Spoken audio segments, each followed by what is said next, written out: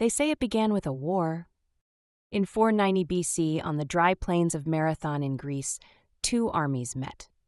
The invading Persians and the defending Athenians clashed in a battle that would shape the course of history. The Greeks prevailed, but what came after is what would echo for eternity. To prevent panic in Athens, a messenger, was chosen. His name was Phidippides. He was told to run from the battlefield to the city, over 40 kilometers through hills, dust, and summer heat. No shoes, no rest, just the mission. He ran with everything he had, and when he reached the gates of Athens, his body failing, he delivered a single word, Nike, victory. Then he collapsed and died. That run was not for medals, it wasn't for glory, it was for unity, for peace, for something far greater than himself. And that moment became legend. Centuries passed, the world changed, but the soul of that run remained. So when the modern Olympic Games were reborn in Athens in 1896, the organizers made a decision to honor Phidippides, to turn myth into motion. They called it the Marathon.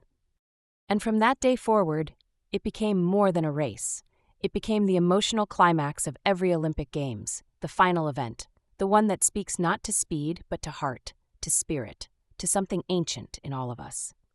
There have been moments in marathon history that still resonate. In 1908, the distance was fixed at 26.2 miles to finish in front of British royalty. In 1960, Abebe Bikila ran barefoot through the streets of Rome and won, showing the world that greatness is not worn, it is earned.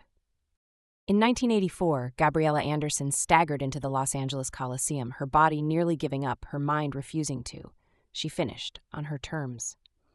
The marathon has always been more than distance. It's been about resilience, about defiance, about dignity.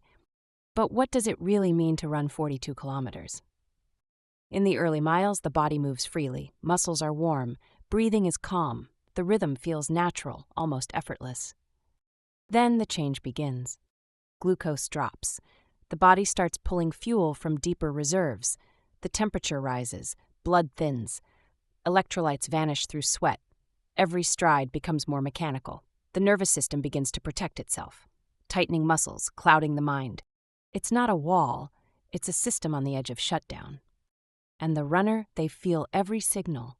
But this is where the marathoner becomes something more. Because they don't just train to be fast, they train to understand, to hear their body, to negotiate with it, to push without breaking, to suffer with awareness. This is the internal battle.